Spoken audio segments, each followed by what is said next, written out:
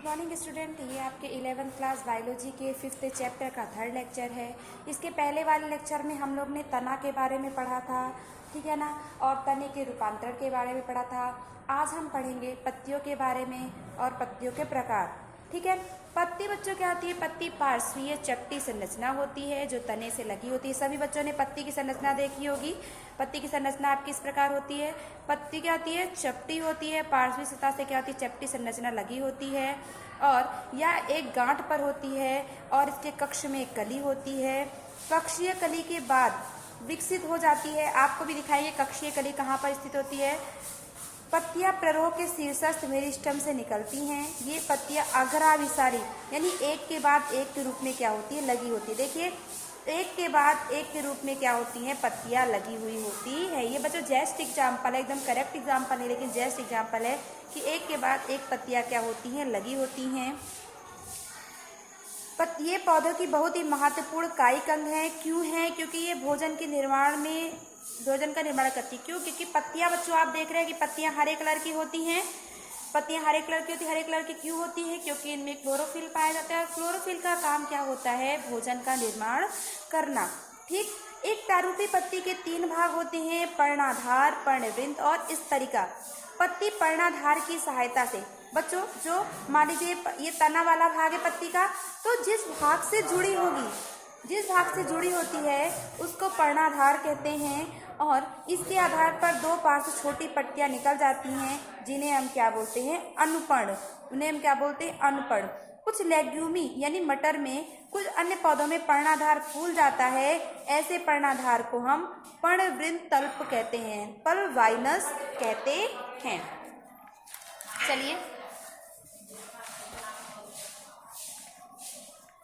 पर्णवृंत पत्ती को इस तरह सजाता है जिससे कि अधिकतम सूर्य का प्रकाश मिल सके। बच्चों, पत्तियां जो होती हैं सूर्य का प्रकाश ग्रहण करके ही प्रकाशने की प्रक्रिया करेंगी। तो पर्णवृंत कौन सा भाग होता है? जहां पर तने से पत्तियां लगी होती हैं वो उसका पर्णवृंत भाग होता है। इस तरीका पत्ती का हरा तथा फैला हुआ भाग होता है जिसमें सिराएं तथा सिरकाएं होती हैं। इसके बीच में एक सुस्पष्ट सिरा होता है जिसे हम मध्य सिरा कहते हैं। देखिए, ये आपकी पत्ती है और पत्तियों में ये आपका मध्य वाला भाग दिख रहा है। ये क्या है? पत्तियों का मध्य सिरा। क्या है ये? मध्य सिरा है, ठीक। जिसमें सिराएं पत्ती होती हैं और सिराएं पत्ती को दृढ़ता प्रदान करती हैं और पानी, खनिज लवण तथा भोजन के स्थानांतरण के लिए नलिका की तरह कार्य करती हैं। अब देखिए, मैंने बताया था पत्ती का कितना भाग होता है। ये आपका पर्णाधार, जहां से आपकी पत्ती लगी हुई होती है, तने के जिस भाग से पत्ती लगी तो इसको पर्णाधार बोलते हैं। आपने कभी देखा होगा कि तने में छोटी छोटी ऐसी क्या होती हैं? संरचनाएं होती है जिसको हम क्या बोलते हैं? अनुपर्ण बोलते हैं। इसको क्या बोलते हैं? अनुपर्ण बोलते हैं। ये वाला भाग आपका पर्णाग होता है। ये वाला भाग आपका क्या होता है? स्तरिका होता है। और ये वाला भाग आपका क्या होता है? पर्णवृंत होता है। और यहीं पर क्या होती है आपकी, जो ये वाला भाग, ये भी कक्षीय कलिका होती है। इन दोनों के बीच का जो भाग होता है वो क्या होता है? कक्षीय कलिका होती है। और उसी में जो छोटी संरचना होती है उसको हम क्या बोलते हैं? अनुपर्ण कहते हैं।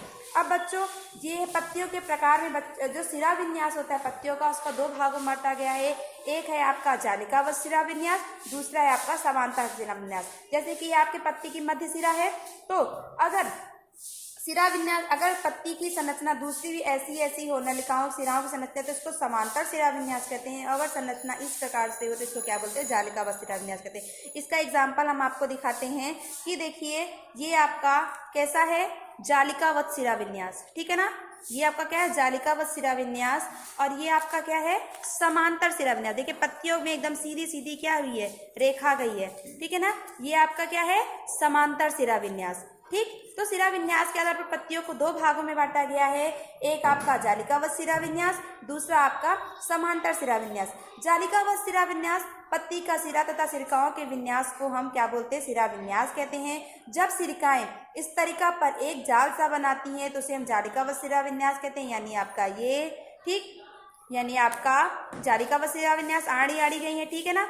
और जब आपका सिरकाएं समांतर होती है तो उसे समांतर सिरा विन्यास कहते हैं। जैसे मक्का तथा गेहूं, एक बीजपत्री पौधों जितने भी होते हैं, ठीक है ना, उनको हम समांतर सिरा विन्यास, और जितने द्विबीजपत्री होते हैं वो जालिकावत सिरा विन्यास में आते हैं। नेक्स्ट है आपका पत्ती के प्रकार।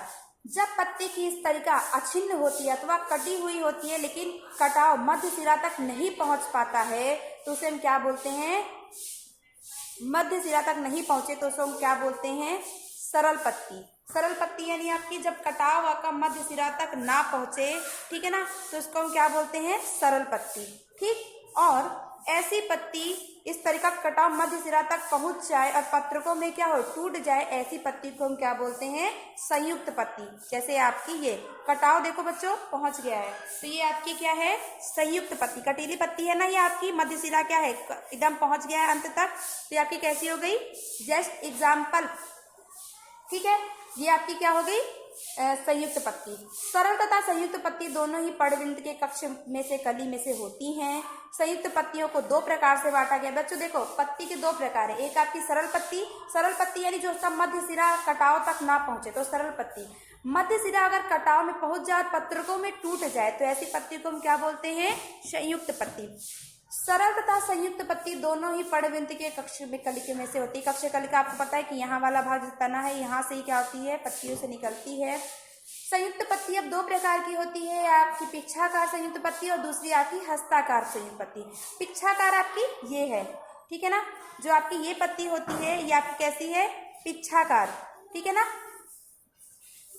पिच्छाकार प्रयुक्त पत्ती में से बहुत से पत्रक एक ही अक्ष से और मध्य सिरे के में होती है जो स्थिर होते हैं। जैसे उदाहरण नीम, ये नीम की पत्ती है, ठीक है ना, आप देखिए कि एक मध्य सिरा के रूप में एक में ही होती है और अपनी जगह पर क्या होते हैं, स्थिर होते हैं। ठीक है ना, तो ये आपकी क्या है, पिच्छाकार संयुक्त पत्ती।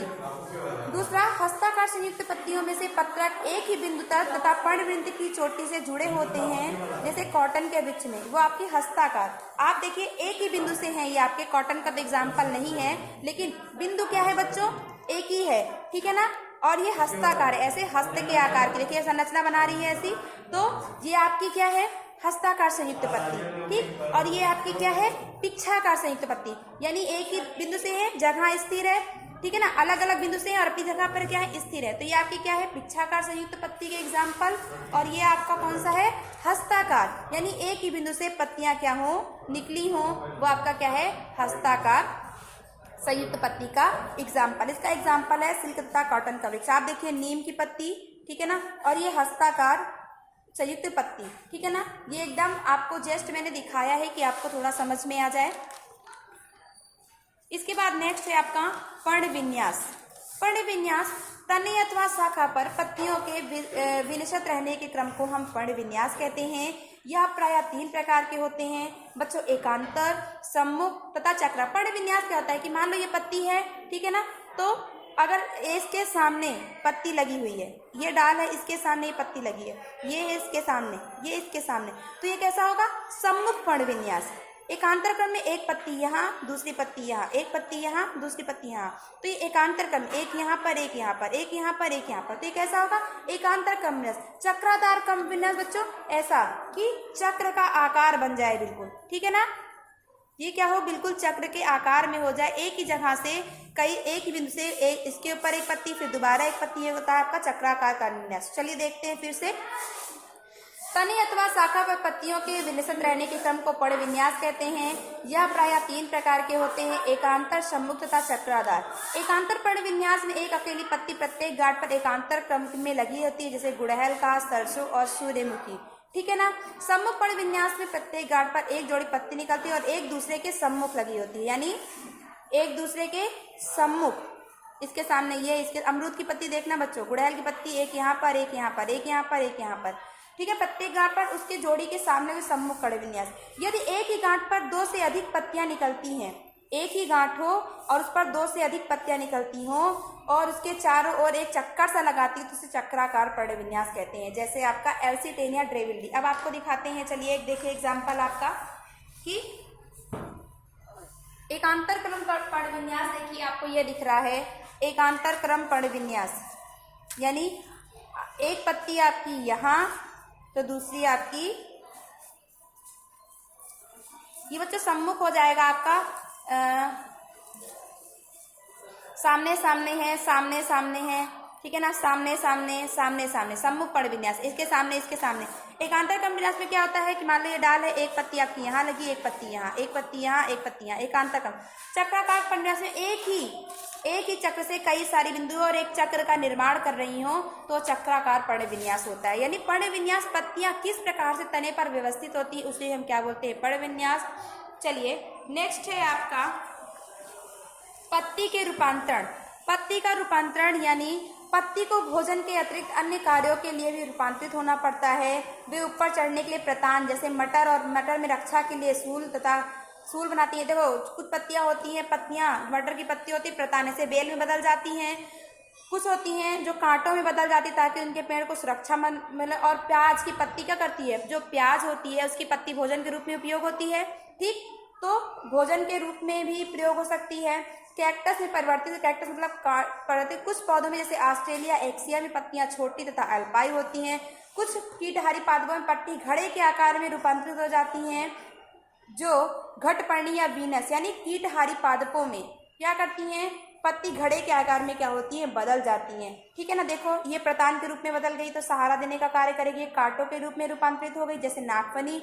और ये आपका प्याज हो गया बच्चों, जो प्याज गुच्छेदार पत्ती होती है वो क्या करती है, उसको हम भोजन के रूप में प्रयोग करते हैं। चलिए आज के लिए बस इतना ही, आपको इतना तैयार करना है और नेक्स्ट वीडियो में हम पुष्पक्रम के बारे में पढ़ेंगे। Thank you.